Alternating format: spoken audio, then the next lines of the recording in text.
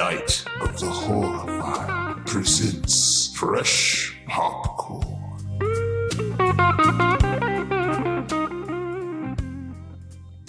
Sometimes you just need a movie so crazy it's genius. And that's Mutant Blast, a movie that immediately grabs you by the short and curlies and dares you to pull away. Maria, a fearless soldier, and TS-347, a man with superhuman strength, are being pursued by a military cell responsible for scientific experiments that have resulted in a zombie apocalypse. So first off, there is absolutely no way of summarizing a film that needs you to see it. Like, seriously, needs you to see it. Trauma flicks, even The Acquisitions, have always been a source of fun for me. Most people have called them guilty pleasures, but if you have this much fun, can you really call it guilty? Anywho, I went into this one blind. I didn't even check out the trailer, and I'm glad I did. I got a legitimately well-made, gorgeous film here. It's everything my weird little heart desires, and then some. It's destined to become a cult classic, in my opinion. At first, I was a little turned off because I thought it was a zombie film, and I tend to judge those a little harshly. So when zombie movies were a less frequented subgenre, it was alright if they simply just copied each other. Some zombie flicks even bled into others and felt like weird little sequels at one point.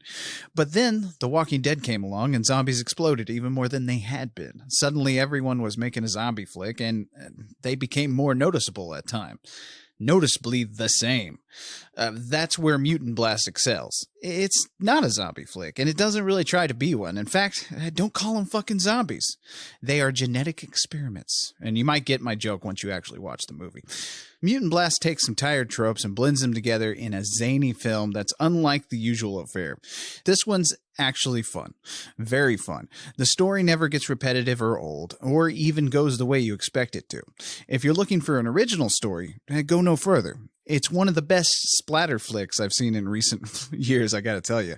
I'm very hesitant to simply label it as a zombie movie as well. It's a whole lot more than that. It's full of mutant goodness, but also jam-packed with end-of-days apocalyptic action that is surprisingly unique in a world that plays it safe. It has a wonderful sense of humor that never takes away from the story as well. Oftentimes, indie filmmakers can get a little carried away with cramming jokes into their films. Not the case with Mutant Blast. It's zany and goofy and just plain crazy in some parts, but it pulls it all off masterfully.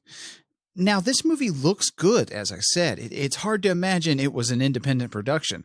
The lack of funds does not hurt this film in any way.